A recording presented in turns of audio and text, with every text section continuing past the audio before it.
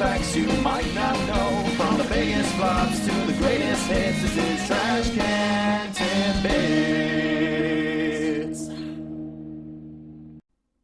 Hello everyone, I'm Beaton, and as you can tell, I'm the raccoon with the talk show, and that show is Trash Can Tidbits. Welcome back. Last week I asked the question, which Warner Brothers animator created Daffy Duck's signature look? The answer is Bob Clampett. Clampett created such cartoon classics as the aforementioned Porky and Wacky Land and The Great Piggy Bank Robbery, among many others. He was known for giving his cartoons a very surreal quality that matched well with his outrageous style. Many animation historians have noted that he was the one who put the Looney in Looney Tunes. He was also the one who came up with the famous "boo" sound effect that was used at the end of many of his cartoons, imitating the famous opening zoom sound that starts each Looney Tunes cartoon. Now, with that address, let's get started with fact number 1. Did you know that actress Minnie Driver was the only cast member in the movie version of The Phantom of the Opera to have their singing dubbed over? Driver played the Italian diva Carlotta and even handed up with an over-the-top Italian accent. And although she can sing, she didn't have the opera training needed for her role. Instead, the filmmakers hired a voice double named Margaret Priest, a voice teacher from the UK who even makes a cameo in the film in the scene where Carlotta and the cast are performing one of the operas in which the Phantom sabotages. Although Minnie Driver didn't do her own singing, she did, however, get to sing the original song, Learn to Be Lonely, sung over the end credits. Fact 2. Did you know that the rock guitar riff that plays at the end of the Phantom of the Opera title song first came from the original pop single that was released as a promotion for the show?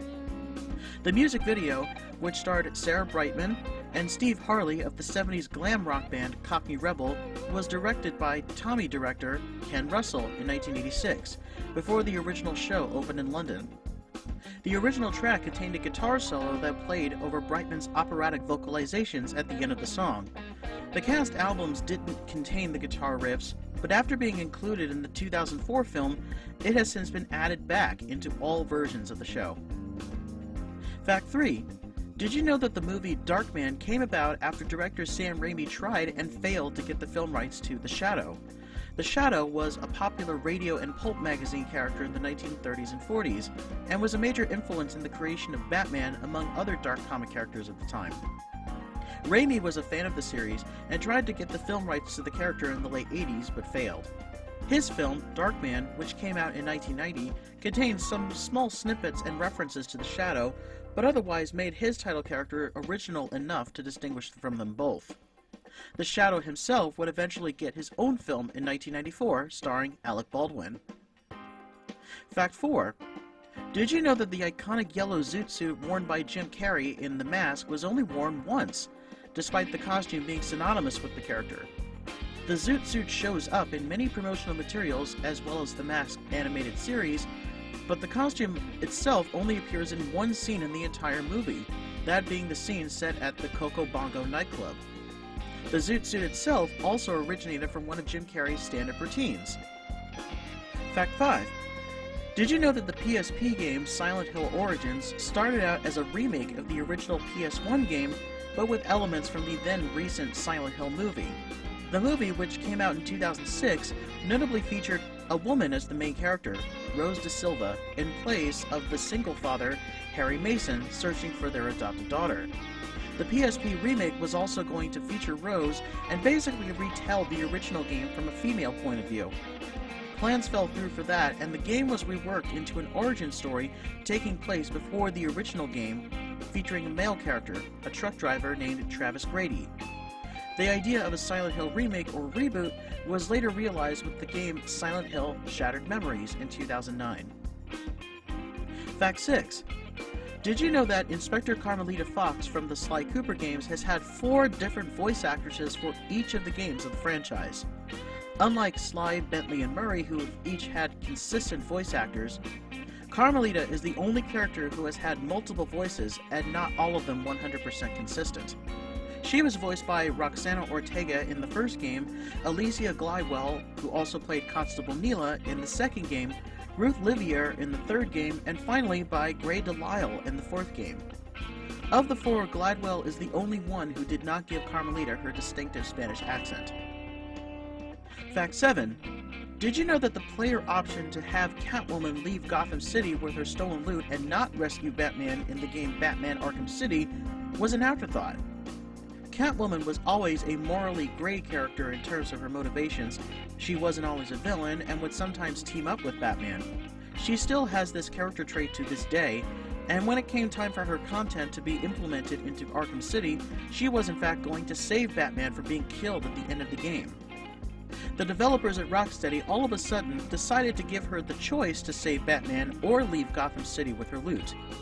In either case, if you decide to leave, the game will end and the character Oracle announces that all is lost. But the game will instantly rewind back to the point so that Catwoman can make the correct decision. Nice Easter egg there. Fact 8. Did you know that when Mad Max 2 The Road Warrior was first released in the US, it didn't actually have the Mad Max name attached to it? This is because the original Mad Max received a limited release in the US and was more familiar to Australian audiences as a sequel. It would have caused confusion for most US audiences if it was called Mad Max 2, so it just got the name The Road Warrior. It didn't matter, as it became a hit in both countries and was considered the best Mad Max movie in the series. Until Fury Road came along, but that's a story for another day. Fact 9. Did you know that the Fire Temple music from The Legend of Zelda Ocarina of Time originally had Islamic chants mixed in with the soundtrack? It's been confirmed that the chanting came from a collection of stock sounds that were used with other Nintendo games such as Cruisin' World. The games were recalled when Nintendo realized that the chanting contained an Islamic prayer and probably would have offended people, and a new version of Ocarina of Time was reissued without the chanting.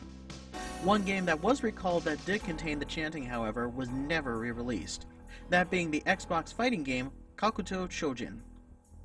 Fact 10. Did you know that Steven Spielberg deserves the credit for being the creator of the modern FPS shooter we have today? In 1997, Spielberg, an avid gamer, pitched the idea of a World War II-based first-person shooter to Electronic Arts that was based on his experiences of making Saving Private Ryan. That game was called Medal of Honor, which researched meticulously into recreating many weapons and wartime adventures of different soldiers. The success of the Medal of Honor series eventually led to the creation of other shooters such as Counter-Strike and Call of Duty, which is still going strong today. Bonus fact, the music for the original Medal of Honor games was composed by Michael Giacchino, who would later become a household name with his music scores for films such as The Incredibles, Rogue One, and Up, for which he won an Oscar. And here's this week's trivia question. Now, as I mentioned in a previous video, Michelle Pfeiffer was the best actress to have ever played Catwoman, hands down, but she very nearly didn't get to do it. Another actress was actually cast first, but she had to back out because she was pregnant. This actress also happens to be the wife of an acclaimed actor-director who would later get to star alongside each other in a hit crime film that came out in 1991. My question to you is, which actress was originally going to play Catwoman in Batman Returns, but declined because she was pregnant? And there we go for this week. I hope you enjoyed my list, and I also hope you enjoyed my updated theme song.